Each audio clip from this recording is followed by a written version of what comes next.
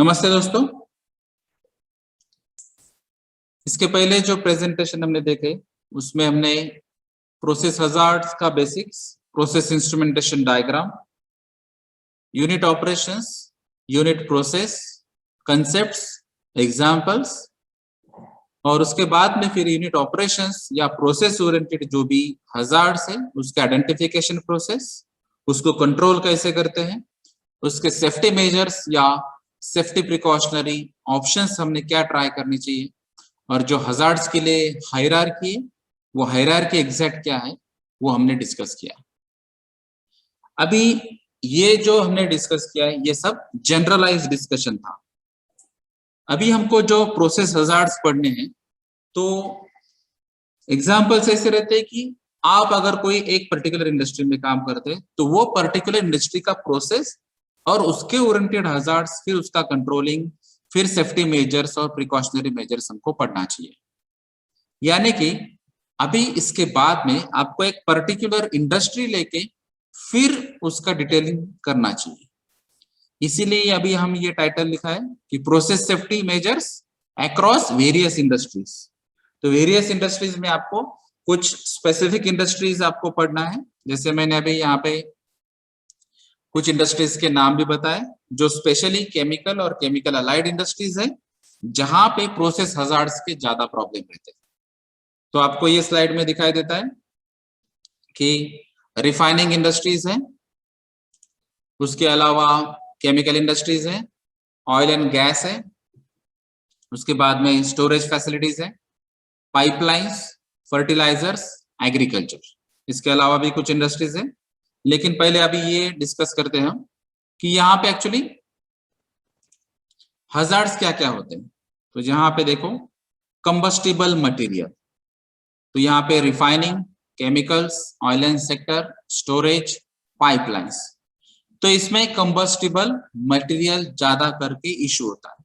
Fertiliser में भी कुछ होता है लेकिन वो परसेंटेज कम रहता है, एग्रीकल्चर में भी थोड़ा रहता है लेकिन इसका परसेंटेज कम है यहाँ पे। इसलिए हमको अभी फोकस करना चाहिए कि हजार्ड्स कौन कौन से पॉसिबल है, तो ये यहाँ पे लिस्ट हमने किया, ठीक है।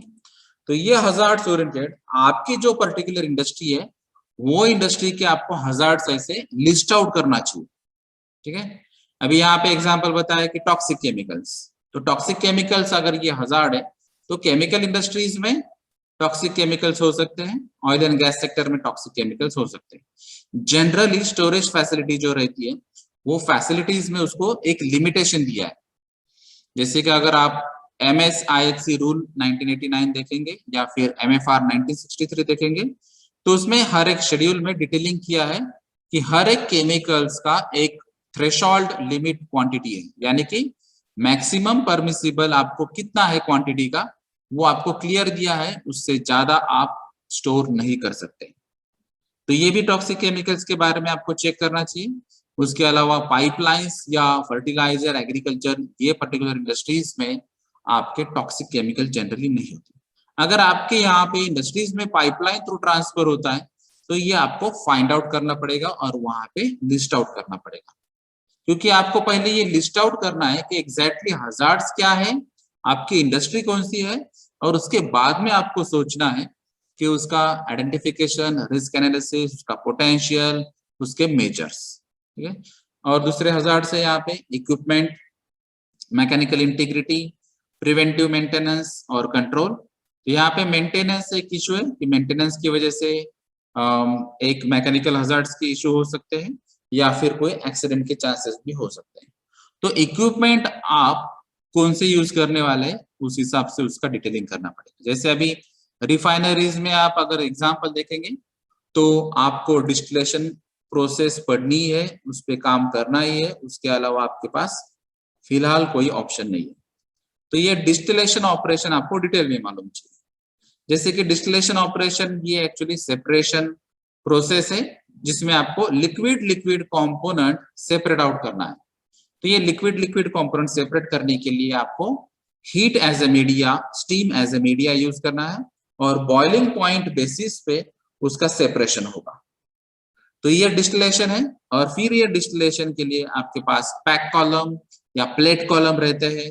फिर ये कॉलम में अलग अलग जो कंपोनेंट्स है उसमें अगर आप स्पेशली देखेंगे, जैसे यहाँ पे ये नॉर्मल मैंने अगर डिस्टिलेशन कॉलम बताया, तो यहाँ पे ये रीबॉयलर कंपलसरी रहता है, या उसको बॉयलर भी कहेंगे। दूसरा मेजर कंपोनेंट यहाँ पे रहता है कंडेंसर, ये कंडेंसर भी कंपलसरी रहता है, और ये कॉलम। तो जैसे अगर मैंने यहाँ पे एग्जांपल बताया, डिस्टिलेशन एक प्रोसेस है और रिफाइनरीज में ये कंपलसरी है, तो ये इक्विपमेंट डिस्टिलेशन कॉलम है और ये कंडेंसर है और रीबॉयलर।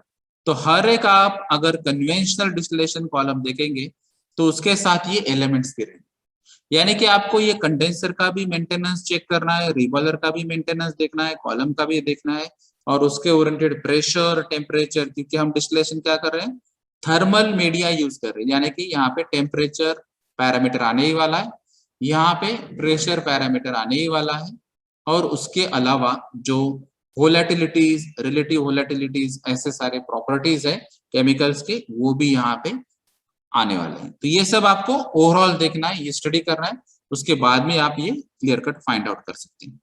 इसके अलावा अगर आप देखेंगे तो मटेरियल्स या कुछ केमिकल्स रिएक्टिव है या नहीं, जैसे मैंने आपको इसके पहले प्रेजेंटेशन में बताया था कि सोडियम मेटल है, वाटर के साथ हाईली रिएक्टिव है, और ऐसे केमिकल्स के नेचर आपको ढूंढना है जो हाईली रिएक्टिव मटेरियल्स है। तो यहाँ पे स्पेशली आपको स्टडी करना है हाईली रिएक्टिव मेटल्स या मटेरियल। तो हाईली रिएक्टिव मटेरियल जो रहेंगे वो आपको चेक करना है। अभी यहाँ पे स्पेशल कंसर्न क्या रहेगा, स्टोरेज में, क्योंकि ऐसे जो रिएक्टिव मटेरियल से आपके यहाँ पे अगर स्टोर करना पड़ते हैं वो, या फिर आप रॉ मटेरियल यूज कर रहे हो, उसका इंटरमीडिएट यूज कर रहे हो, या वो प्रोडक्ट एज अ मैन्युफैक्चर हो रहा है, लेकिन आपको स्टोर तो करना ही है। तो यहाँ पे पैकिंग होगा, स्टोरिंग होगा, लोडिंग होगा, अनलोडिंग होगा। तो ये जो भी एक्टिविटीज है आपकी हैंडल करते टाइम, ये आपको सेफ्टी प्रैक्टिसेस यहाँ पे कंसर्न है। तो ये इसके लिए आपको पहले लिस्ट आउट करना पड़ेगा कि आपके पास ये एक्चुअली केमिकल्स है या नहीं। अगर है तो मेनली उसका अगर आपने MSDS स्टडी कर लिया डिटेल में, तो आपको मैक्सिमम बातें उसके बारे में पता चल जाएगी। उसके अलावा ये जो फर्टिलाइजर इंडस्ट्रीज है, यहाँ रिएक्टिव केमिकल्स रहते ही है, इसीलिए यहाँ पे नोट डाउन किया है कि फर्टिलाइजर्स में जो भी केमिकल प्रोसेस है, केमिकल रिएक्शन है, उसमें रिएक्टिव केमिकल्स रहने वाले हैं। उसके अलावा है न्यूक्लियर रेडिएशन। तो कुछ इंडस्ट्रीज में आपको न्यूक्लियर मटेरियल या रेडिएशन सोर्स जिसको हम बोलेंगे, तो ये रेडियो एक्टिव सोर्स आपको यूज करना पड़ता है। तो ये रेडियो एक्टिव सोर्स यानी कि जो यूरेनियम है, थोरियम है, ऐसे सारे कुछ सब्सटेंसेस है, जो सब्सटेंसेस से अलग अलग रेज आते हैं। अल्फा रेज भी रहते, गैमा रेज रहते, बीटा रेज रहते, एक्स रेज भी रहते। तो ये जो अलग अलग रेज है, जिसकी वजह से भी हजार्ड्स एक इशू है आपका, रेडिएशन हजार्ड। तो अगर आपके इंडस्ट्रीज में इसकी अगर प्रोविजन है, अगर ये आपको रेडियो एक्टिव सोर्स आपको यूज ही करना पड़ता है, वो आपका प्रोसेस का पार्ट है, तो आपको रेडिएशन हजार्ड्स ओरिएंटेड जो सेफ्टी गाइडलाइंस है उसको फॉलो करना पड़ेगा। और इसके रिलेटेड अगर स्टैट्यूटरी रिक्वायरमेंट है, तो रेडिएशन रूल भी एक अलग रूल है जो अभी आपको फॉलो करना पड़ेगा। उसके अलावा है कंबस्टिबल डस्ट। तो नॉर्मली हम जब बात करेंगे फार्मास्यूटिकल सेक्टर की, एग्रीकल्चरल सेक्टर की और फूड इंडस्ट्रीज की, तो वहां पे आपको ये कंबस्टिबल डस्ट आने वाली है। जैसे यहाँ पे एग्रीकल्चर ओरिएंटेड दिया है, जहाँ पे एग्रीकल्चरल वेस्ट भी आ सकती है, एग्रीकल्चरल वेस्ट है। आप कुछ ब्लॉक्स भी बनाते हैं, आज के डेट में हम जिसको बायोब्रिकेट मटेरियल बोलते हैं।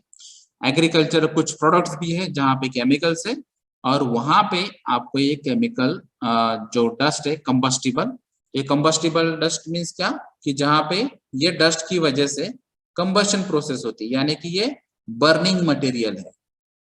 तो ये हाइड्रोकार्बन्स ओरिएंटेड ये बर्निंग मटेरियल जहाँ पे रहेगा, वहां पे ये प्रॉब्लम हो सकते हैं, ये फायर हजार्ड के चांसेस है, और ये फायर हजार्ड ओरिएंटेड आपको प्रिकॉशंस लेनी पड़ेगी।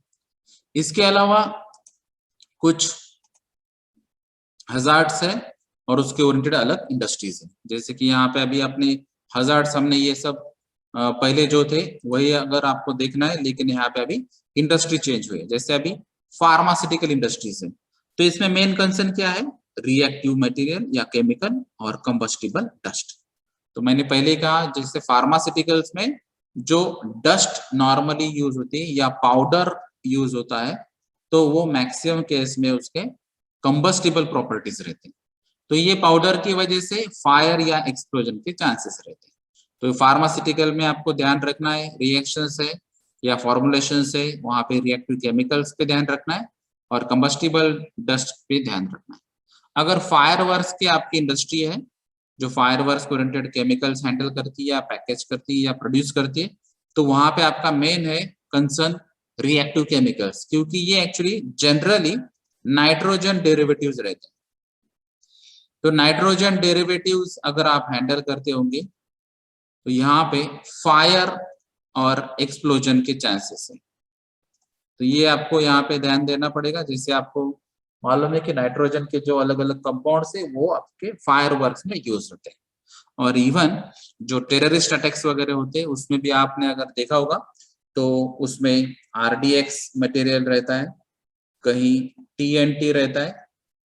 तो ये सब मटेरियल जो है ट्राइनाइट्रोट्यूलिन वगैरह ये सब नाइट्रोजन डेरिवेटिव्स है। RDX में भी नाइट्रोजन डेरिवेटिव है। तो ये नाइट्रोजन के जो प्रॉपर्टीज है स्पेशली ये सब एक्सप्लोजिव प्रॉपर्टीज है। तो यहाँ पर भी आपको फायर वर्क्स ओरिएंटेड ध्यान देना पड़ेगा। उसके अलावा अगर आपकी मैन्युफैक्चरिंग इंडस्ट्रीज है तो आपको कंबस्टिबल मटेरियल जो भी यूज करते होगे उस पर ध्यान देना पड़ेगा। जो आप इक्विपमेंट यूज कर रहे हैं उसमें जहाँ पे प्रिवेंटिव मेंटेनेंस, प्रोडक्टिव मेंटेनेंस या फिर ब्रेकडाउन मेंटेनेंस, ऑनलाइन मेंटेनेंस, ये सब बातें आएंगी। और उसके अलावा आपके यहाँ पे कंबस्टिबल डस्ट भी एक प्रॉब्लम हो सकता है। उसके अलावा अगर आपका पावर प्लांट है तो कंबस्टिबल मटेरियल गारंटेड आएगा, क्योंकि पावर प्लांट में आपको फोसाइल फ्यूल्स बेसिस पे ही मैक्सिमम प्लांट्स है आज की डेट में। स्पेशली इंडिया में अगर हम बात करेंगे तो कोल बेस प्लांट्स ज्यादा है और आज की डेट में कुछ गैस बेस्ड प्लांट्स भी है, कुछ सोलार बेस्ड भी प्लांट है, लेकिन उसका परसेंटेज लेस देन 4% है। तो ये जो फोसाइल प्लांट्स है जो फोसाइल फ्यूल यूज करते हैं और उसके बाद में उसका जो कंबशन होता है यानी कि हाइड्रोकार्बन का ऑक्सीडेशन होता है, उसके बाद में जो कंबशन होता है उसमें फिर CO, CO2 अलग अलग जो प्रोडक्ट फॉर्म होते हैं। लेकिन उसका मेन क्या है आपका कि हीट जनरेट होना चाहिए और हीट के बाद वो पावर जनरेट करता है, स्टीम जनरेट करके, अगर आपके पास टर्बाइंस यूज होते हैं। तो ये पावर प्लांट में ये कंपलसरी कंबस्टिबल मटेरियल आएगा। और दूसरी बात है जो कुछ केसेस में जैसे कि न्यूक्लियर बेस्ड अगर पावर प्लांट रहता है तो वहां पे न्यूक्लियर रेडिएशन का आपको खतरा है। तो ये भी हजार्ड्स आपको यहाँ पे देखना है अगर वो न्यूक्लियर बेस्ड पावर प्लांट रहेगा तो। उसके अलावा जो माइनिंग है, माइनिंग इंडस्ट्रीज में कंबस्टिबल मटेरियल रहेगा, क्योंकि फोसाइल फ्यूल्स और हेवी मेटल्स ओरिएंटेड ये माइनिंग रहता है। तो वहां पे जैसे अभी कोल माइंस है तो कोल माइंस इंडिया में मैक्सिमम है, तो कंबस्टिबल मटेरियल ऑलरेडी है कोल। और उसके अलावा है कंबस्टिबल डस्ट। तो जो आप कोल आप हैंडल कर रहे हैं तो अगर कोल का ही जो डस्ट आता है, जैसे वहां पे साइज रिडक्शन इक्विपमेंट रहते हैं, प्रोसेस रहती है, डस्ट वहां पे प्रिपेयर होती है या सीविंग ऑपरेशंस रहता है, तो ये अलग अलग ऑपरेशंस में यहाँ पे डस्ट फॉर्मेशन होता है। तो ये जो कोल डस्ट रहती है या फिर कोल के डेरिवेटिव्स रहते जैसे वहां पे कोक भी हो सकता है, उसके अलग अलग टाइप्स भी रहते हैं, तो उसका जो भी डस्ट रहेगा वो फ्लेमेबल रहता है। तो उसके हिसाब से आपको माइनिंग में ये हजार्ड्स फोकस करना है।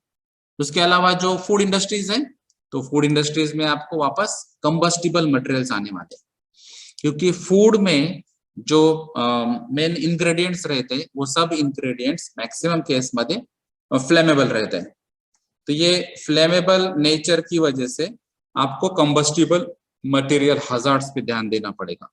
और जो भी इक्विपमेंट्स आप यूज करते हैं फूड इंडस्ट्रीज में, तो जो भी प्रोसेस है अलग अलग, जहाँ पे कटिंग प्रोसेस भी होती है, उसकी सेविंग प्रोसेस रहती है, सेपरेशन प्रोसेस रहती है, तो कन्वेयर्स भी बहुत बड़े बड़े वहां पे यूज करना पड़ते हैं। फिर बाद में ड्राइंग प्रोसेस होती है उसको मॉइस्चर रिमूव करने के लिए, या फिर जो पैकिंग्स होते हैं फूड पैकिंग्स, तो वहां पे आपको ड्राई करके और एयर रिमूव करके वैक्यूम में उसको पैकिंग करना पड़ता है।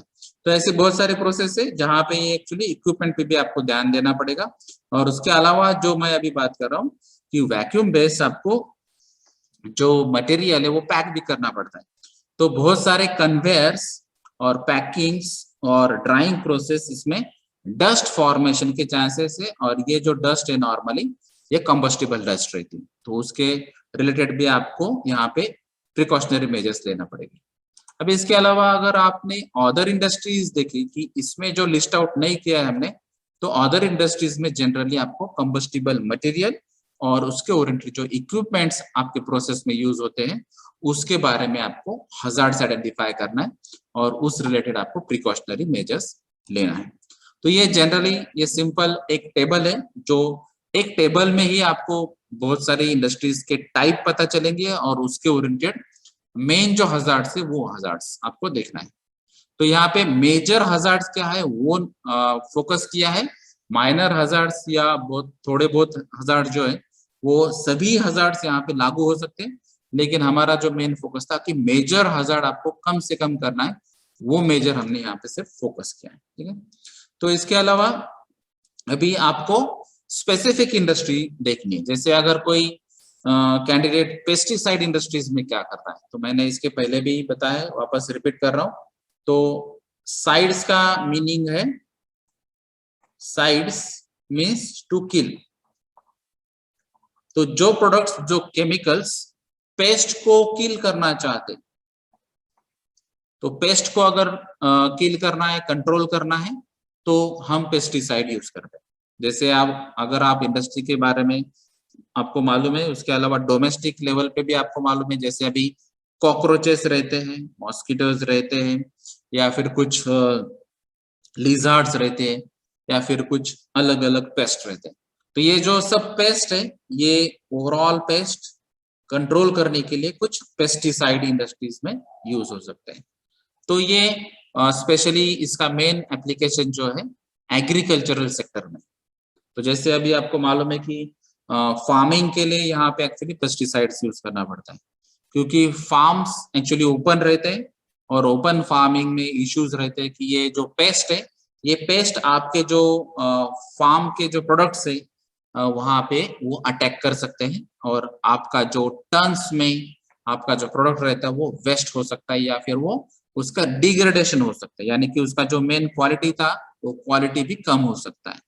तो इसीलिए ये एक्चुअली जो खेती करने वाले लोग हैं उनको ये पेस्टिसाइड्स के बारे में मालूम रहता है, भले ही उनको साइंटिफिक सब नॉलेज नहीं रहेगा, परसेंटेज या कॉन्सेंट्रेशन मालूम नहीं रहेगा, इंग्रेडिएंट्स भी मालूम नहीं रहेंगे, लेकिन उसका एप्लीकेशन कितना करना है, उसको डायल्यूट कैसे करते हैं, उसका एक्चुअली प्रोपोर्शन या रेशो क्या रहता है, उसका स्प्रेइंग कैसे करते हैं, और उसको स्प्रे कितनी बार करना है यानी कि फ्रीक्वेंसी, ये सब बातें उनको एप्लीकेशन ओरिएंटेड मालूम रहती है। लेकिन एज ए सेफ्टी ऑफिसर जब आप पेस्टिसाइड इंडस्ट्रीज में काम कर रहे हैं तो आपको केमिकल का भी नॉलेज चाहिए, और उसके जो प्रोपोर्शन, कॉन्सेंट्रेशन और उसके ओरिएंटेड जो हेल्थ हजार्ड है स्पेशली, क्योंकि पेस्टिसाइड्स में आपका जो मेजर इश्यू रहेगा वो हेल्थ हजार्ड ओरिएंटेड रहेगा। तो ये हेल्थ हजार्ड ओरिएंटेड भी आपको इश्यूज कवर करना है। उसके अलावा पेस्टिसाइड्स का एक कैरेक्टरिस्टिक्स है कि अगर ये वाटर के साथ रिएक्ट होता है तो जो भी केमिकल्स प्रॉपर्टी है पेस्टिसाइड्स के, उससे भी ज्यादा टॉक्सिक और पॉइजनस वो हो जाता है। यानी कि पेस्टिसाइड जब आप वाटर के साथ ऐड करते हैं, मिक्स करते हैं या रिएक्ट करते हैं, तो और ज्यादा टॉक्सिक लेवल पे जाता है वो और पॉइजनस होता है। उसके अलावा अगर इसमें फायर कैच होती है ये इंडस्ट्रीज में, और जहाँ पे पेस्टिसाइड अगर बर्न होता है, तो वहां पे जो फ्यूम्स आएंगे, जो गैसेस प्रोड्यूस होंगे, वो भी ज्यादा पॉइजनस रहते। मीन्स इन ओवरऑल आपके यहाँ पे फायर कैच हो, एक्सप्लोजन हो, स्पिलेज हो, लीकेज हो, या फिर जनरलाइज कुछ गैसकेट्स या थोड़े बहुत भी प्रॉब्लम होते हैं और उसकी वजह से हेल्थ प्रॉब्लम भी होते हैं, ये ओवरऑल आपके अलग अलग प्रॉब्लम्स है। तो पेस्टिसाइड्स में आपको बहुत ज्यादा ध्यान देना जरूरी है। तो इंडिया में बहुत सारे पेस्टिसाइड इंडस्ट्रीज है, उसमें से ये मैंने एक इंडस्ट्री दिखाई, बेयर इंडस्ट्री, और यूपीएल भी है, ऐसे बहुत सारे मेजर कंसर्न्स हैं। तो उसमें से हमको अभी जनरलाइज आपको सेफ्टी मेजर्स देखने, क्योंकि पेस्टिसाइड हर एक पेस्टिसाइड्स के अलग अलग प्रोसेस होते हैं, हर एक अलग अलग इक्विपमेंट्स रहते हैं, प्रोसेस पैरामीटर्स भी अलग रहते हैं, उस हिसाब से हजार्ड्स भी अलग रहेंगे। लेकिन अभी हमको देखना है जनरलाइज पेस्टिसाइड इंडस्ट्री।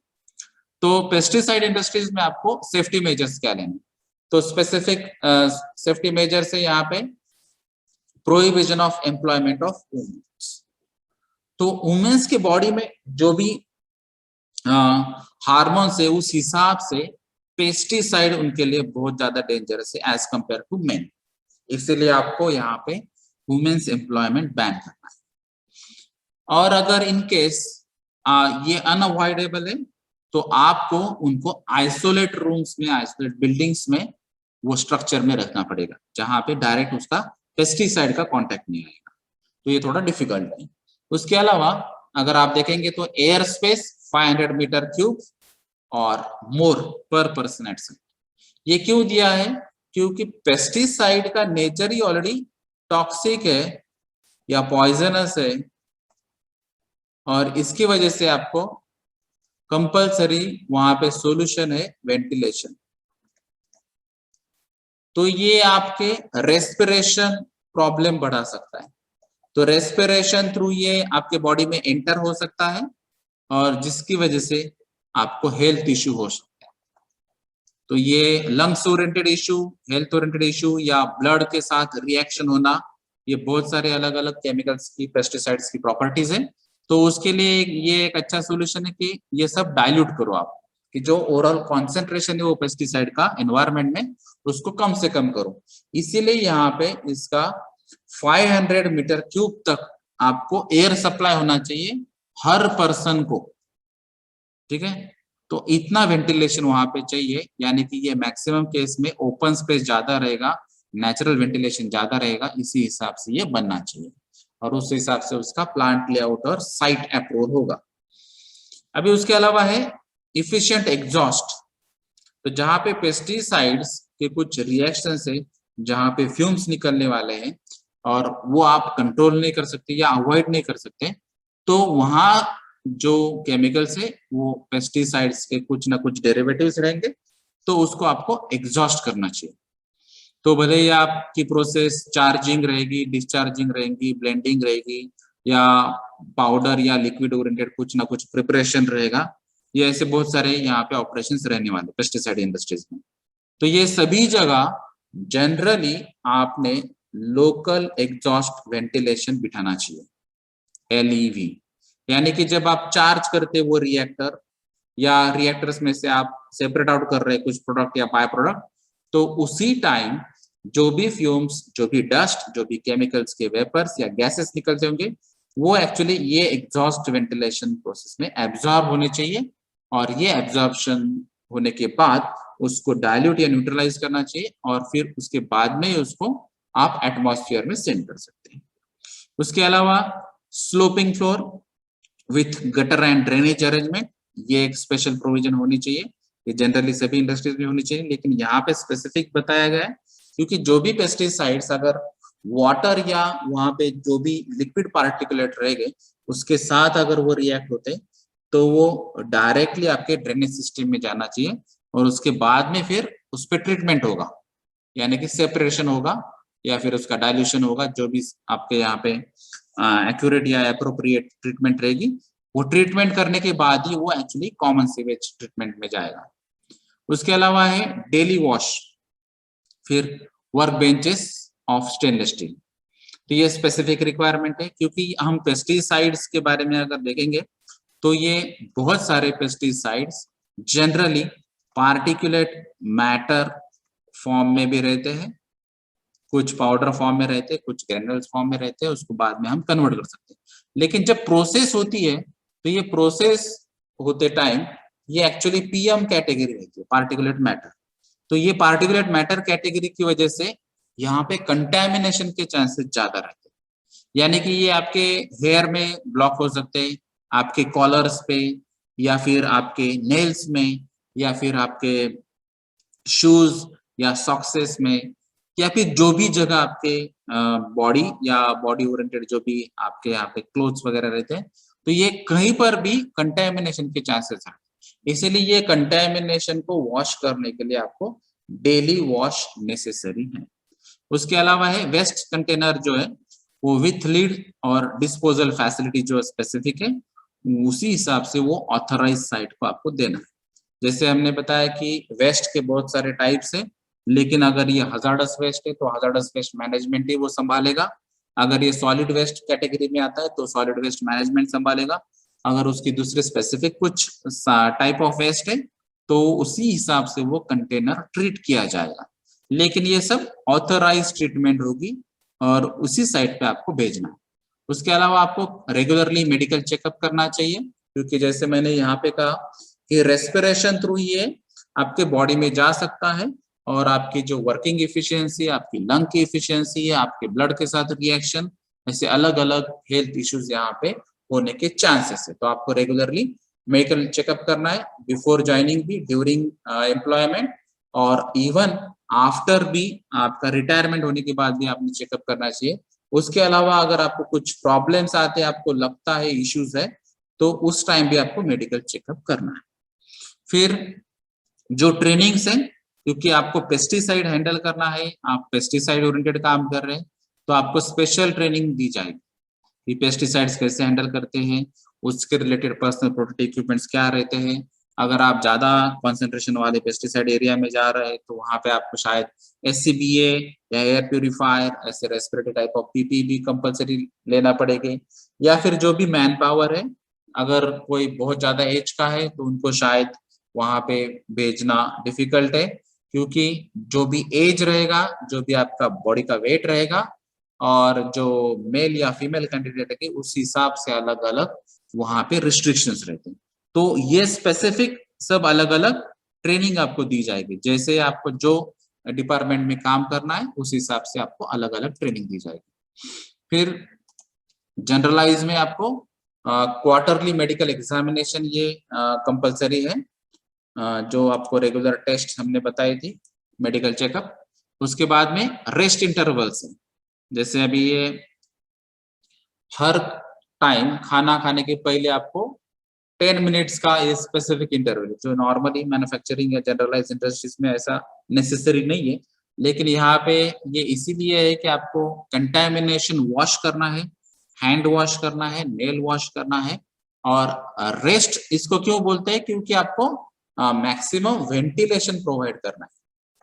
तो ये वेंटिलेशन प्रोवाइड करना है, इसका मतलब क्या, अगर रेस्पिरेशन थ्रू, अगर नोज या रेस्पिरेशन ट्रैक्ट थ्रू अगर कुछ कंटेमिनेशन के चांसेस है, तो फ्रेश एयर अगर आपको प्रोवाइड की गई तो आप 5-10 मिनट में नॉर्मल मोड में आ सकते हैं, और उसके बाद में एक्चुअली आपको मील लेना चाहिए। ठीक है, तो लंच आवर के पहले और स्पेशली डिनर के पहले भी आपको एक्चुअली फुल वॉश लेना चाहिए, उसके बाद में ही ये करना, क्योंकि आपको कंटेमिनेशन अवॉइड करना है। वो कंटेमिनेशन एक्सटर्नल साइड रहो, कंटेमिनेशन इंटरनल साइड रहो, वो आपको क्लियर करना है। उसके अलावा जो मैंने अभी बताया, बाथिंग फैसिलिटीज हर पेस्टिसाइड इंडस्ट्रीज में रहती है, इवन हर केमिकल इंडस्ट्रीज में रहती है।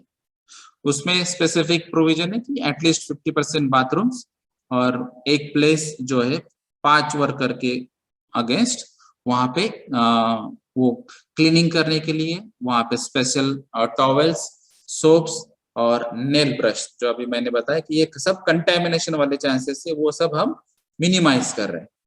तो नेल ब्रश यूज करना है आपको, नेल्स में अगर कुछ ये पेस्टिसाइड्स के मैटर्स रहेंगे या मॉलिक्यूल रहेंगे तो वो निकल जाएंगे। सोप से वो डाइल्यूट कर सकता है और टॉवेल से आपको ड्राइंग करना है, तो ये सब सेपरेट टॉवेल्स भी आपको यूज करना पड़ेगा। उसके अलावा जो प्रोविजन है स्पेशली फूड की या ड्रिंकिंग वाटर या वॉशरूम्स, वर्किंग प्लेसेस, इसके स्पेसिफिक प्रोविजंस रहेगी। जैसे अभी हमने बताया कि कंटेमिनेशन के हिसाब से आपको ये थोड़ा सा डिस्टेंस भी रखना पड़ेगा, और ये जो सब अलग अलग वेलफेयर फैसिलिटीज है ये सब अलग अलग, यानी कि कुछ डिस्टेंस के बेसिस पे आपको रखना है। यानी कि जहाँ पे कैंटीन होगा तो कैंटीन का और वॉशरूम का डिस्टेंस ज्यादा रहना चाहिए, और जहाँ पे वॉशरूम है वॉशरूम का और ड्रिंकिंग वाटर का भी जो डिस्टेंस है वो मैक्सिमम रहना चाहिए। तो ये सब गाइडलाइंस ऑलरेडी पेस्टिसाइड रूल और पेस्टिसाइड एक्ट ये सेपरेट है, उसमें ऑलरेडी ये उन्होंने मेंशन किया है।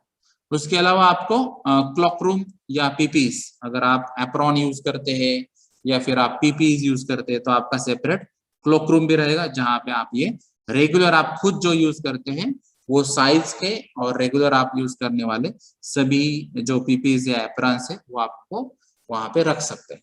उसके अलावा जो स्टोरेज फैसिलिटी, लॉक एंड की ये आपको सेपरेट चाहिए, और उसके लिए सुपरवाइजर भी रहना चाहिए।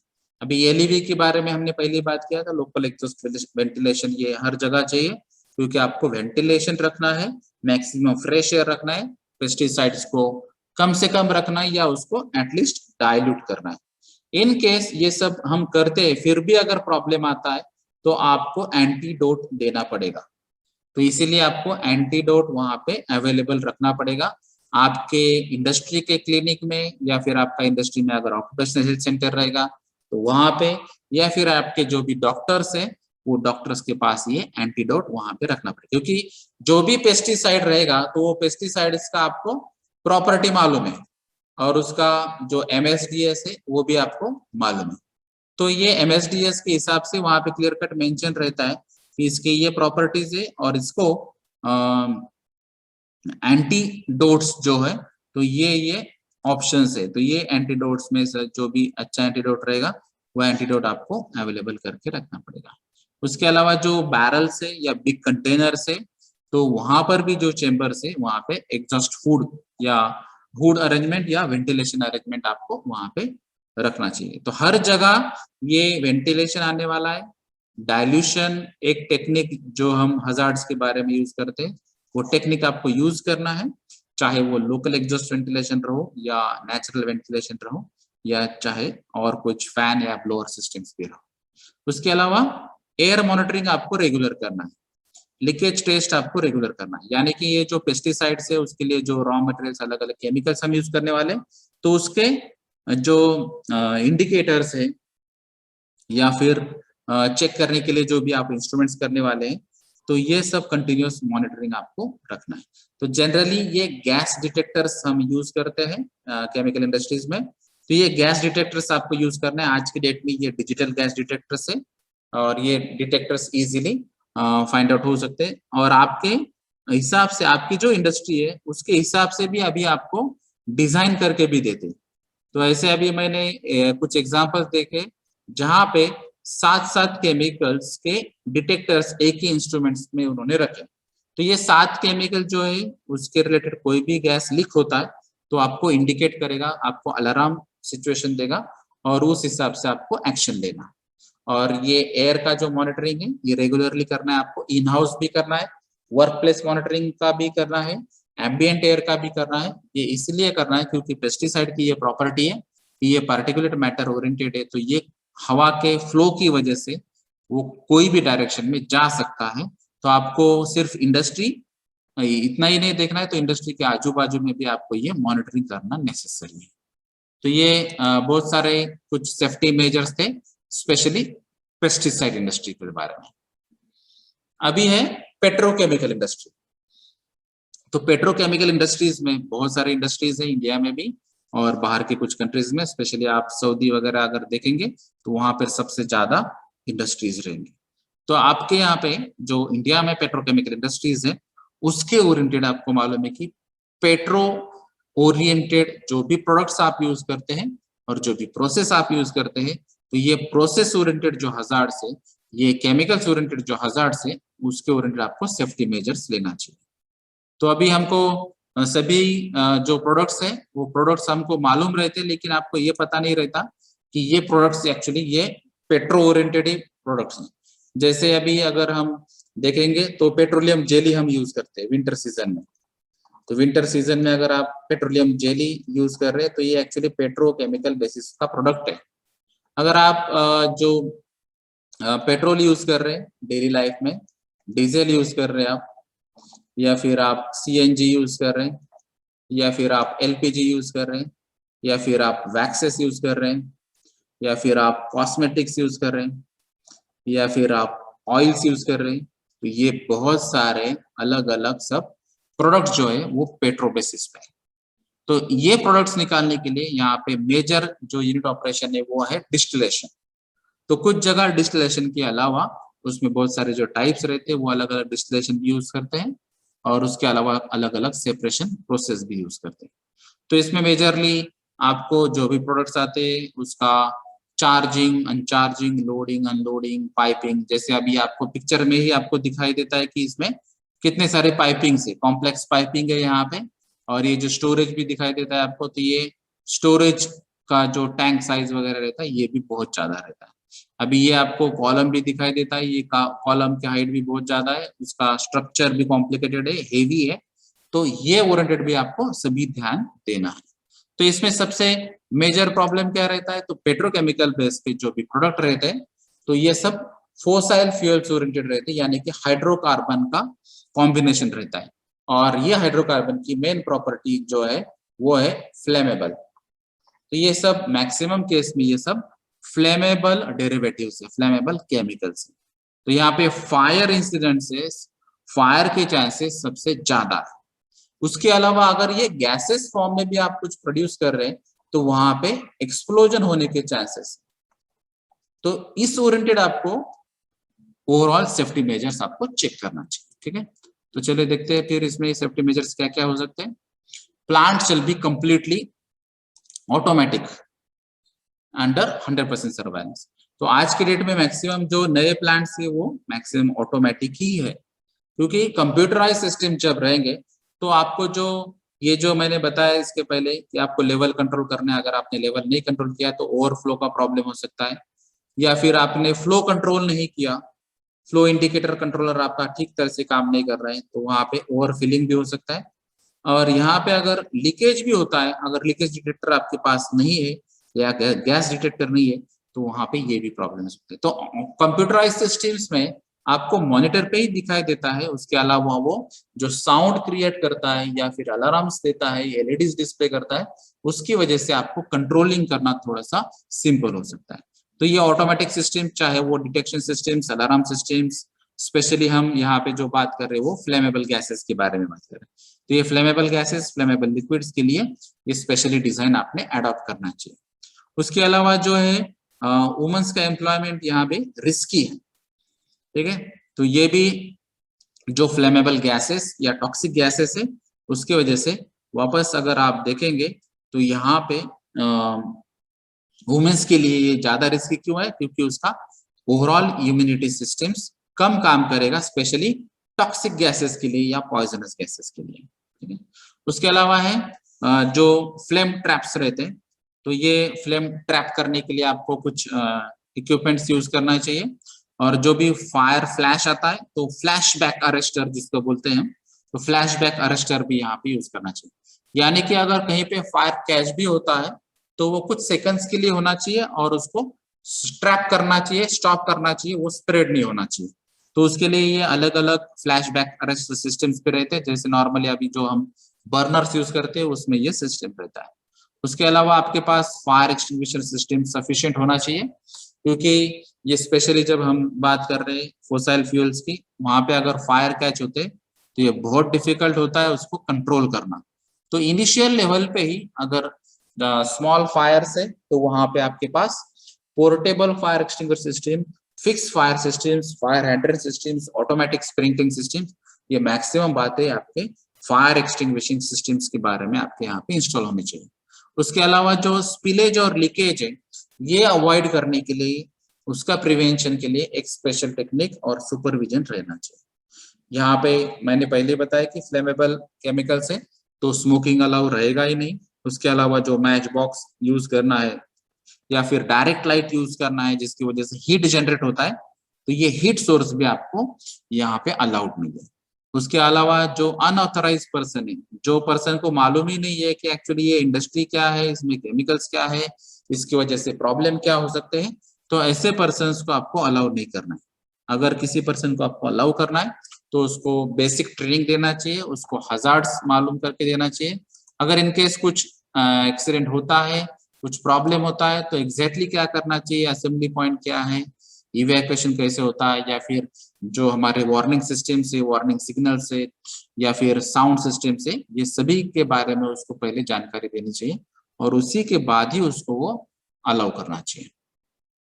उसके अलावा है जो वर्क परमिट सिस्टम से उसको आपको स्ट्रिक्ट फॉलो करना चाहिए, क्योंकि यहाँ पे कोई चांस ही नहीं है कि अगर इनकेस फायर कैच होता है या फिर एक्सप्लोजन के चांसेस रहते हैं तो आपको ये सब कंट्रोल करना डिफिकल्ट है, क्योंकि सिंगल पर्सन से ये होगा ही नहीं, क्योंकि वहां पे क्वांटिटी ज्यादा रहता है और उसके प्रॉपर्टीज भी डेंजरस है।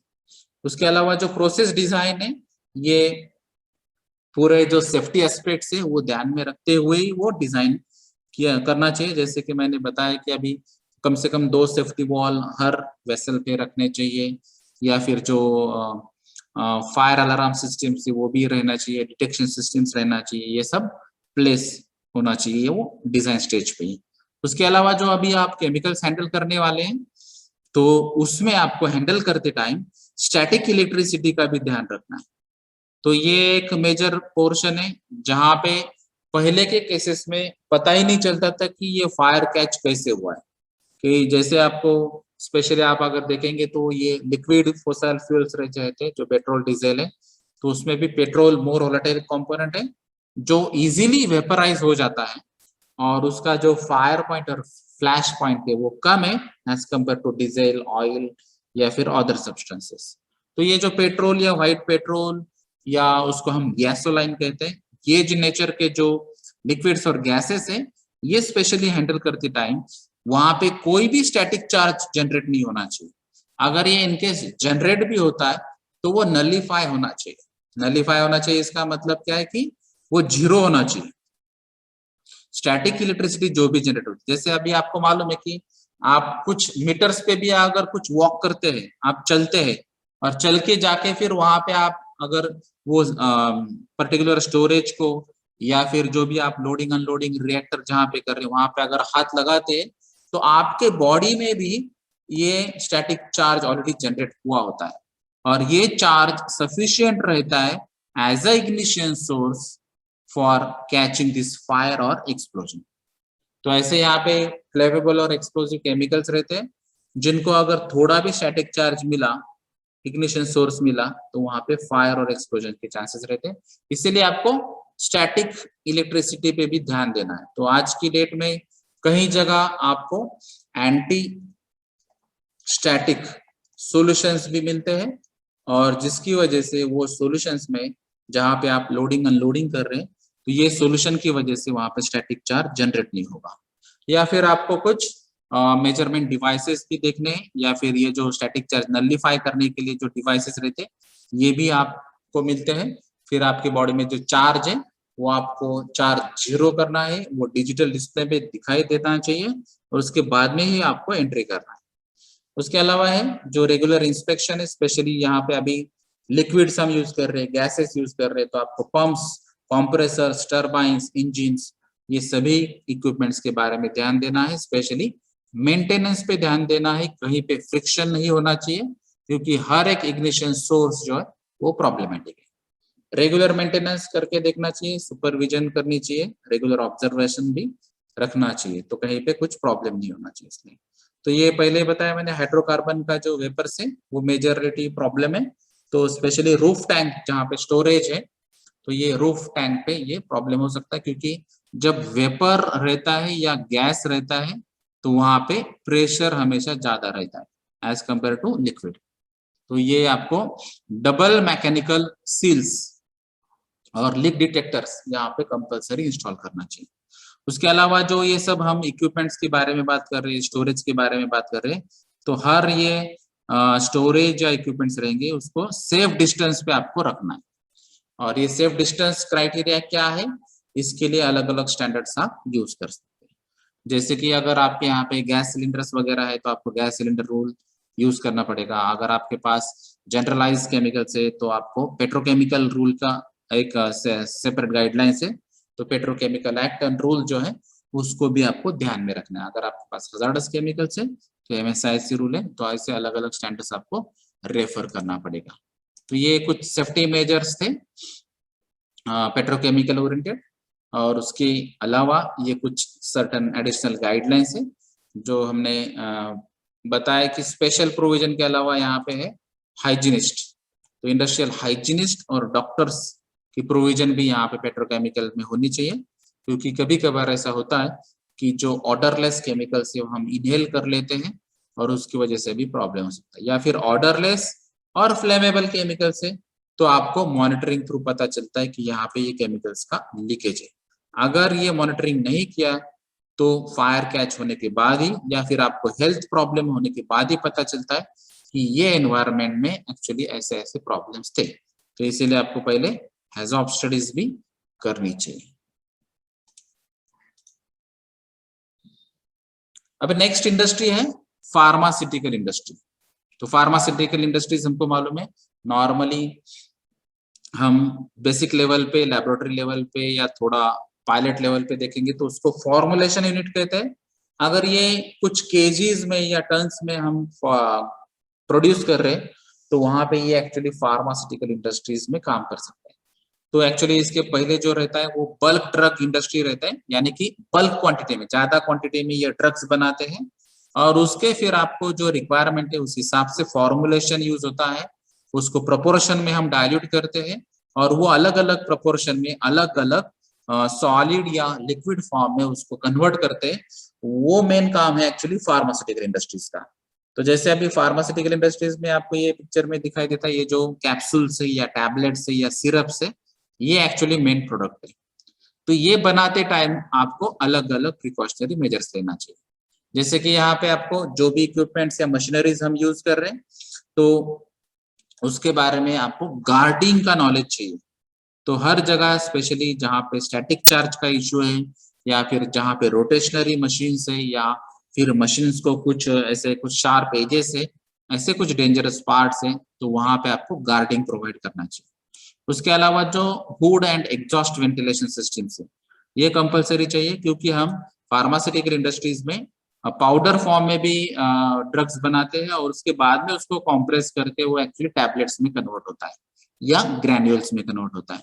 तो ये वेंटिलेशन का भी आपको यहाँ पे ध्यान देना है, वो वर्किंग एनवायरनमेंट में भी नहीं आना चाहिए और आपके रेस्पिरेशन सिस्टम थ्रू भी नहीं जाना चाहिए। बाद में जो मेजर है टेम्परेचर कंट्रोल, तो ये इंपॉर्टेंट पैरामीटर क्यों है, क्योंकि टेम्परेचर अगर आपने कंट्रोल नहीं किया तो डिग्रेडेशन के सबसे ज्यादा चांसेस रहते हैं। डिग्रेडेशन का मतलब क्या है कि जो आपकी प्रोडक्ट की क्वालिटी रहेगी वो क्वालिटी प्रॉब्लम में आएगी, क्वालिटी का डिग्रेडेशन होगा, यानी कि क्वालिटी नीचे जाएगी। अगर ये क्वालिटी नीचे जाती है तो बाकी की इंडस्ट्रीज में, जैसे मेटल इंडस्ट्रीज है, प्लास्टिक इंडस्ट्रीज है, वहां पे इतना प्रॉब्लम नहीं आएगा। लेकिन ये एक्चुअली ह्यूमन बींग्स के लिए है फार्मास्यूटिकल प्रोडक्ट्स, तो ये आपको डाइजेस्ट करना है। तो यहाँ पे क्वालिटी में कुछ भी कॉम्प्रोमाइज नहीं होगा, या फिर जो भी आपका प्रोडक्ट आएगा वो प्रोडक्ट रिजेक्ट हो सकता है। तो ये प्रोजेक्ट रिजेक्ट होने का मेन कंसर्न है कि अगर यहाँ पे आपने टेम्परेचर कंट्रोल अच्छी तरह से नहीं किया तो टेम्परेचर का डायरेक्ट इफेक्ट आपके क्वालिटी ऑफ प्रोडक्ट पे रहता है, और इसी वजह से जो भी आप ओवंस या ड्रायर्स यूज कर रहे हैं उसको अच्छी तरह से आपको कंट्रोल करना है। उसके अलावा कुछ मेथड्स यहाँ पे है जो हम सेंसिटिव मटेरियल्स बोलते हैं उसको। तो ये केमिकल्स बहुत सारे सेंसिटिव मटेरियल रहते हैं, स्पेशली हमने ये टेम्परेचर सेंसिटिव भी रहते हैं, और इसीलिए यहाँ पे अलग अलग सैम्पलिंग और एनालिसिस टेक्निक यूज करके आपको अलग अलग जगह से ये कलेक्शंस करना है, और फिर उसके बाद में आपको पता चलेगा कि कौन से एरिया में, कौन से प्रोसेस में, कौन से इक्विपमेंट्स में कितने केमिकल्स है और उसका कॉन्सेंट्रेशन कितना है। ये भी आपको जानना जरूरी है हजार्ड्स मिनिमाइज करने के लिए।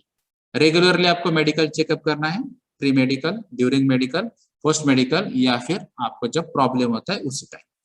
उसके अलावा जो हमने पहले भी बात की थी कि प्रॉपर इंजीनियरिंग डिजाइन आपका होना चाहिए, जहाँ पे आपके जो इक्विपमेंट्स है उसका कंस्ट्रक्शन, प्रोसेस का इक्विपमेंट, फिर आपका फाउंडेशन वर्क या फिर नेटल स्ट्रक्चर का वर्क, ये सब बातें जो है आपको स्ट्रेंथ के बारे में या फिर जो सेफ्टी फैक्टर्स है उसके ओरिएंटेड, या फिर जो भी टेस्टिंग रहते, क्योंकि यहाँ पे अभी ये सब directly actually human being oriented है, इसीलिए आपको ये जो टेस्टिंग है ये सीरियसली करना पड़ेगी। तो कॉम्पिटेंट पर्सन ही, यानी कि एक्सपर्ट पर्सन ही ये टेस्टिंग करेगा और सुपरविजन ऑब्जर्वेशन करके ही बाद में आपको सर्टिफिकेट देगा, और उसके बाद में ही आपको ये परमिशन मिलेगी जो भी प्रोसेस है वो करने के लिए। उसके अलावा जो गाइडलाइंस है उसमें एग्जॉस्ट वेंटिलेशन, ये पहले भी हमने पढ़ा था कि हर जगह आपको वेंटिलेशन प्रोवाइड करना ही पड़ेगा, और यहाँ पर भी पाउडर है इसीलिए आपको एग्जॉस्ट वेंटिलेशन नेसेसरी है, चाहे वो नेचुरल वेंटिलेशन रहो या फोर्स्ड वेंटिलेशन रहो। फ्रेश एयर कंपलसरी यहाँ पे ऐड करना पड़ेगी आपको, तो ये नेचुरल एयर आपको यूज करना ही है। उसके अलावा जो डैम्पर सिस्टम रहती है, जैसे कि थ्रॉटलिंग डैम्पर सिस्टम, तो ये थ्रॉटलिंग डैम्पर सिस्टम यूज करके भी आपको वेंटिलेशन रेट जो मिनिमम बताया गया है वो स्टैट्यूटरी रेगुलेशन थ्रू भी बता सकते हैं और आपको कैलकुलेशंस भी करने आना चाहिए। तो जो भी वेंटिलेशन रेट रहेगा वो आपको ऑप्टिमम लेवल पे आपको रखना है। उसके अलावा जो टेम्परेचर कंट्रोलिंग सिस्टम्स, मैंने आपको पहले ही बताया कि टेम्परेचर अगर आपने कंट्रोल किया तो क्वालिटी अच्छी रहेगी। तो ये ऑटोमेटिक टेम्परेचर कंट्रोल सिस्टम्स भी आपको यहाँ पे इंस्टॉल करना है और उसके जो सेफ्टी लिमिट्स रहते हैं जैसे मिनिमम और मैक्सिमम लिमिट्स रहते हैं वो आपको यहाँ पे सेट करना है। उसके अलावा जो मल्टी स्टेज टेम्परेचर्स के इक्विपमेंट्स रहते हैं वो भी आपको कंटिन्यूअसली मेंटेन करना है और उसके डिजाइन के लिमिट्स पे आपको ध्यान रखना है। अगर आपको कॉम्प्लिकेटेड है तो आपको वहां पे प्रिंट आउट लगाना चाहिए।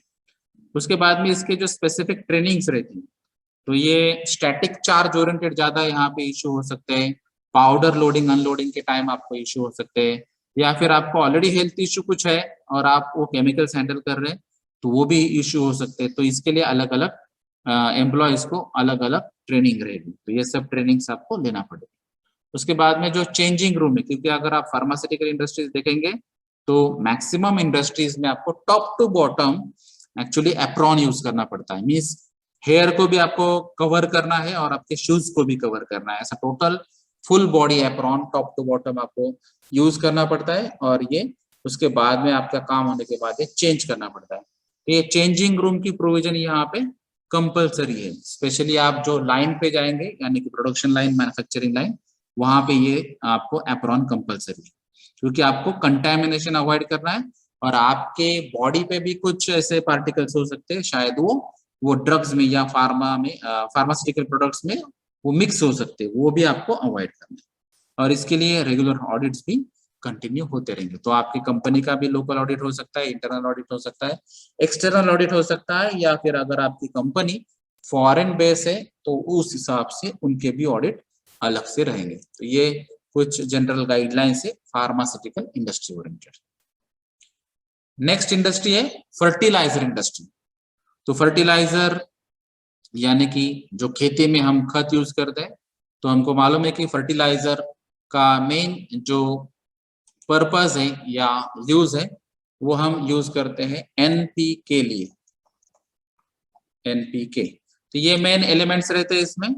तो ये नाइट्रोजन, फॉस्फोरस और पोटेशियम, तो हर एक एलिमेंट का एक कुछ इंपॉर्टेंस है और ये सब प्रोपोर्शन में जब हम यूज करते हैं तो आपके जो प्लांट्स रहते हैं वो प्लांट्स का ग्रोथ अच्छा रहता है।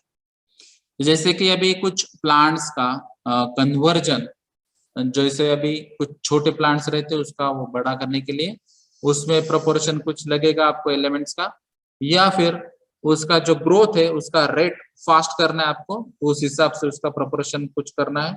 या फिर उसके अलावा जो भी उसमें फल या फूल आते हैं तो उसमें जो भी प्रॉपर्टी रहे, जैसे अभी ग्रेप्स है तो ग्रेप्स में आपको स्वीटनेस बढ़ाना है तो उस हिसाब से भी आपको कुछ एलिमेंट्स ऐड करने पड़ते हैं। तो जो भी नेचुरल एलिमेंट्स रहते हैं उसके अलावा आज के जो एटमॉस्फेयर है उस हिसाब से भी आपको फर्टिलाइजर्स यूज करना पड़ते हैं। तो ये बहुत पुरानी इंडस्ट्री है जो अभी आज के डेट में वो बढ़ रही है, क्योंकि हम ज्यादा से ज्यादा फर्टिलाइजर अभी यूज कर रहे हैं कम टाइम में आपको मैक्सिमम प्लांट्स और प्रोडक्शन करने के लिए। तो फर्टिलाइजर इंडस्ट्रीज में जो एनपीके जो एलिमेंट्स है उसी हिसाब से उसके हजार्ड्स है और उसी हिसाब से जो प्रोसेस में हमारे कुछ एलिमेंट्स यूज करते हैं, केमिकल्स यूज करते हैं, तो उसकी वजह से भी कुछ हजार्ड्स हैं। तो यहाँ पे हम जनरलाइज सेफ्टी मेजर्स हम देखेंगे। तो स्पेशली यहाँ पे देखेंगे तो वेंटिलेशन ये पहले भी था दोनों इंडस्ट्री में, यहाँ पर भी आपको वेंटिलेशन पढ़ना है। तो वेंटिलेशन सफिशिएंट रखना है आपको। तो यहाँ पे जहां पॉसिबल है वहां पे ओपन स्पेस में काम कर सकते हैं, जहां पॉसिबल ही नहीं है वहां पे आपको एडिशनल या आर्टिफिशियल वेंटिलेशन, जैसे कि हम फैन यूज करते हैं, ब्लोअर यूज करते हैं, एयर कूलर यूज करते हैं, एसी यूज करते हैं, वो आपको प्रोवाइड करना पड़ेगा। उसके अलावा जो मैकेनाइजेशन है या ऑटोमेशन है प्रोडक्शन प्रोसेस में, वो प्रोविजंस आपको करना पड़ेगा। जैसे कहीं जगह आपको रिमोट कंट्रोल से अगर आपको पॉसिबल है तो रिमोट कंट्रोल से आप प्रोसेस कंट्रोल कर सकते हैं, या फिर रोबोट यूज कर सकते हैं, रोबोटिक्स का आप यूज कर सकते हैं, या फिर जो भी अगर इश्यूज होते हैं उसके बाद में जो असेंबली पॉइंट्स वगैरह है आपके, वो भी आपके क्लियर होने चाहिए। उसके अलावा जो ऑपरेशन है अलग अलग इसमें, वो ऑपरेशंस भी सेफ्टी पॉइंट ऑफ व्यू आपको चेक करना है, उसके बाद में ही एसओपीज आपको फॉलो करना है। इसमें जो सेग्रीगेशन ऑफ प्रोसेस एक इम्पोर्टेंट पॉइंट है, और जो इक्विपमेंट्स हम यूज कर रहे हैं, heat as a media use कर रहे हैं, ये भी इसका इंटीग्रल पार्ट है, ये हम सेपरेट नहीं कर सकते, क्योंकि यहाँ पे हीटिंग प्रोविजन कंपलसरी है। यहाँ पे कुछ इक्विपमेंट जैसे अभी प्रिलिंग टावर है यहाँ पे, या फिर ग्रेन्यूल्स मेकिंग है, या फिर पैकेजिंग है, कन्वेइंग है, तो ये सब कंपलसरी इक्विपमेंट्स यहाँ पे यूज करना पड़ता है। इसके अलावा जो सेपरेशन है यानी सेग्रीगेशन, ये भी प्रोसेस का पार्ट है। तो ये सभी प्रोसेस को आपको ठीक तरह से स्टडी करके उसके बाद में ही एसओपीज फाइनल करनी, यानी सेफ्टी मेजर्स आपको लेने हैं। इसके बाद में जो वॉल्स एंड फ्लोर्स है, कवरिंग की आपके जो अलग अलग कंपाउंड्स है, जैसे कि फ्लोरिंग कंपाउंड से यहाँ पे एब्जॉर्ब हो सकते हैं, तो जो फ्लोर्स है या वॉल्स है उसमें भी ये केमिकल्स रिएक्ट कर सकते हैं, या फिर वो एक्चुअली एक्यूमुलेट हो सकते हैं, एब्जॉर्ब हो सकते हैं, या डिपॉजिट हो सकते हैं। अगर ये कंपाउंड्स या केमिकल्स वो वॉल या फ्लोर पे डिपॉजिट अगर हो गए, तो उनका एक प्रॉपर्टी है फ्लेमेबल कैरेक्टरिस्टिक्स। तो ये फ्लेमेबल कैरेक्टरिस्टिक्स की वजह से अगर यहाँ पे आपने इक्विपमेंट या इंस्ट्रूमेंट कुछ चला दिए फ्लोर पे, तो वहां पे फ्रिक्शन की वजह से जो सोर्स ऑफ इग्निशन है वो उनको मिल सकता है, केमिकल कैरेक्टरिस्टिक्स जो फ्लेमेबल कैरेक्टरिस्टिक्स है उसकी वजह से वहां पे फायर के चांसेस होते हैं। तो ये भी आपको अवॉइड करना है, जो फ्लोर से वॉल से वहां पे। उसके अलावा हमने वेंटिलेशन के बारे में बात की, लोकल एग्जॉस्ट वेंटिलेशन के बारे में बात की। तो जहां पे एनक्लोज्ड यूनिट है वहां पे आपको एलईवी यूज करना पड़ेगा, और जो क्लीन या फ्रेश एयर है वहां जहां पॉसिबल है वहां पे आपको ऐड ही करना है। उसके अलावा आपको जो फर्टिलाइजर एग्जैक्टली क्या होती है, प्रोसेस क्या होती है, उसमें हजार्ड्स क्या होता है, उसके रिलेटेड एजुकेशन, और उसके अलावा जो पर्सनल हाइजीन है, आपका खुद का हाइजीन, उसके रिलेटेड भी ट्रेनिंग आपको कंपलसरी लेनी चाहिए। उसके अलावा जो पीपीईज है, वो पीपीईज आपको यहाँ पे यूज करना चाहिए, और जो सेफ्टी शॉवर्स है, वो शॉवर्स भी आपको यहाँ पे लेना चाहिए। जैसे अभी फुल बॉडी वॉश भी कभी आपको लेना पड़ेगा जब प्रोडक्शन लाइन में काम करते हैं, जहाँ पे कंटेमिनेशन के चांसेस है वहां पे। एडमिनिस्ट्रेटिव ऑफिसेस या बिल्डिंग के लिए उनको नेसेसरी नहीं है। लेकिन अगर आप जो प्रोविजन देखेंगे तो यहाँ पे सैनिटरी प्रोविजंस और सेफ्टी प्रोविजंस कंपलसरी है, क्योंकि यहाँ पे हम एनपीके और उसके रिलेटेड केमिकल्स यूज कर रहे हैं। और ये जो रेगुलर है सभी इंडस्ट्रीज में आपको pre medical, post medical, during medical या इश्यूज जो रहेंगे उसके हिसाब से आपको देखना है। इसमें स्पेसिफिकली रेडियोग्राफ्स, लोकोटर सिस्टम्स और लंग्स के बारे में उन्होंने फोकस किया है, क्योंकि कुछ केमिकल रेस्पिरेशन थ्रू आपके बॉडी में जा सकते हैं, यानी कि लंग्स में जा सकते हैं। उसके अलावा यहाँ पे जो मेन केमिकल है वो है अमोनिया। तो यहाँ पे ये आपको अमोनिया हैंडल करना है, और ये हैंडलिंग करते टाइम उसको क्या इश्यूज आते हैं, उसकी वजह से क्या प्रॉब्लम आते हैं, इसीलिए आपको ये पीपल्स को ट्रेन करना है, कुछ स्टैंडर्ड प्रोसीजर भी अडॉप्ट करनी है। तो ये अमोनिया जो है उसका मेन फॉर्मूला NH3 है, यानी कि ये नाइट्रोजन डेरिवेटिव है। इसका पंजेंट स्मेल रहता है, हेल्थ ओरिएंटेड इश्यूज है इसके, इवन ये आईज में भी गया तो उसका इरिटेशन एक इश्यू है। तो ये आपके नोज और आईज के लिए सबसे ज्यादा प्रॉब्लमेटिक है। और ये जब हम एफ्लुएंट ट्रीटमेंट प्लांट की बात करेंगे तो ETP के साइड में भी आपको ये अमोनिया का स्मेल आता है। तो ये जब लोडिंग और अनलोडिंग रहता है अमोनिया का, उस टाइम आपको केयर लेना है। उसके अलावा जो इंटरमीडिएट प्रोडक्ट रहते हैं उस टाइम भी आपको सुपरविजन अच्छी तरह से करना है। अगर वो रॉन्ग प्रैक्टिसेस रहेगी वो, या फिर जो डूज एंड डोंट्स रहेंगे उसके रिलेटेड भी आपको उनको गाइड करना है।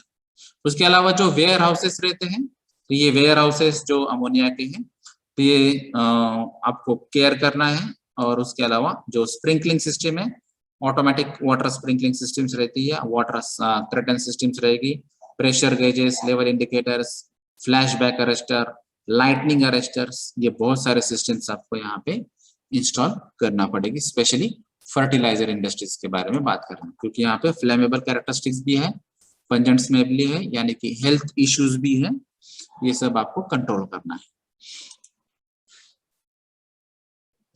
अगर आपके पास बल्क में ज्यादा क्वांटिटी में अगर यहाँ पे फर्टिलाइजर प्रोड्यूस कर रहे हैं आप, तो वहां पे आपको डाइक सिस्टम्स भी यूज करना पड़ेगी 1.3 टाइम्स, जितनी रिक्वायर्ड है उसके 1.3 मल्टीपल में आपको ये डाइक सिस्टम्स भी आपको रेडी रखना पड़ेगी।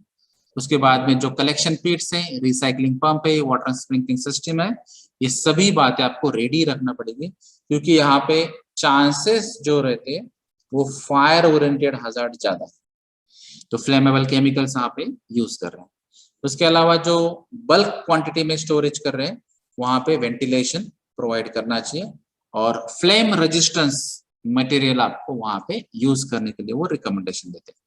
फिर जो हम केमिकल्स यूज कर रहे हैं उसका हर एक का अलग अलग कलर कोडिंग रहना चाहिए, तो हर एक पाइपलाइन में एग्जैक्टली केमिकल्स कौन से हम यूज कर रहे हैं और उसके लिए अलग अलग जो वॉल्स है उसका कंट्रोल भी आपको क्लियर होना चाहिए, तभी आपकी ये जो स्पेसिफिक सेफ्टी सिस्टम्स रहेगी वो वर्कआउट हो सकती है। इसके अलावा आपको जो इमरजेंसी स्टोरेज टैंक्स है या फिर पाइप कनेक्टर्स है, even offsite onsite emergency plannings है, इसमें ये सब कंपोनेंट्स आपके आ जाएंगे। अगर आप हैंडल करते टाइम या प्रोसेस यूज करते टाइम जो भी आपके यहाँ पे प्रोसेस है, जैसे यहाँ पे ये इवेपोरेशन ये यूनिट ऑपरेशन है, तो इवेपोरेशन में हमारा मेन मोटिव क्या रहता है, कॉन्सेंट्रेशन इंक्रीज करना। तो जो भी केमिकल रहेगा उसका अगर कॉन्सेंट्रेशन इंक्रीज करना है आपका, तो वाटर इवेपोरेट करना पड़ेगा आपको। तो ये वाटर इवेपोरेट करने के लिए 100+ टेम्परेचर पे आपको अगर वाटर सेपरेट आउट करना है तो आप इवेपोरेटर यूज कर सकते हैं। तो मल्टीपल इफेक्ट इवेपोरेटर सिस्टम्स यहाँ पे यूज होती है। यहाँ पे उसका मेन जो उद्देश्य है वो है कोई भी केमिकल का कॉन्सेंट्रेशन बढ़ा है, तो केमिकल का कॉन्सेंट्रेशन कैसे बढ़ाएंगे, तो उसमें से जो वाटर है जिसकी वजह से वो डाइल्यूट होता है वो उसको रिमूव करेंगे, और ये प्रोसेस करते टाइम भी आपको कुछ हजार्ड्स के बारे में आपको ध्यान देना है, जैसे कि यहाँ पे टेम्परेचर भी है और उसके अलावा जो भी केमिकल रहेगा उसका कॉन्सेंट्रेशन बढ़ रहा है, तो ये कॉन्सेंट्रेशन बढ़ने की वजह से भी कुछ प्रॉब्लम हो सकता है, ये भी आपको चेक करना है। तो कहीं जगह आपको लोकल हुड यूज करना पड़ता है, कहीं जगह आपको लोकल एग्जॉस्ट वेंटिलेशन यूज करना पड़ता है, और आपको हाउस कीपिंग प्रॉपर रखनी पड़ती है। जैसे हमने फ्लोर के बारे में पहले ही बात किया, टाइल्स के बारे में बात किया है, तो वहां पर भी केमिकल डिपोजिशन नहीं चाहिए या फिर फायर के चांसेस वहां पे रहेंगे। ये सेफ ऑपरेशंस जो आपके रहेंगे ये हर यूनिट ऑपरेशन या यूनिट प्रोसेस के लिए आपको देखना है। उसके अलावा जो है रोटरी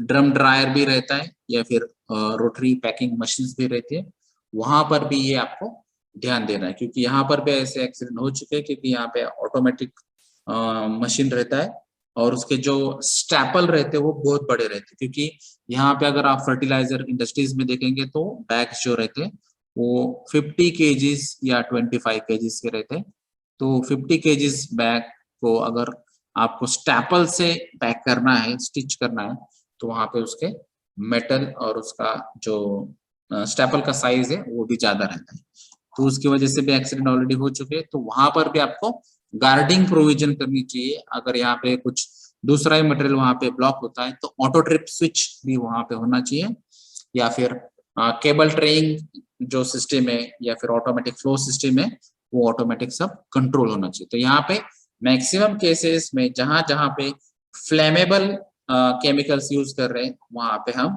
सजेस्ट कर रहे हैं कि ऑटोमेटिक सिस्टम ही सभी जगह होनी चाहिए। तो मैनुअल इंटरवेंशन अगर नहीं रहेगा तो वहां पे ह्यूमन बींग्स पे जो इंजुरी हो सकती है या डैमेज हो सकता है वो कम से कम होगा। तो ये ओवरऑल सेफ्टी मेजर्स है फर्टिलाइजर इंडस्ट्री के बारे में। Thank you.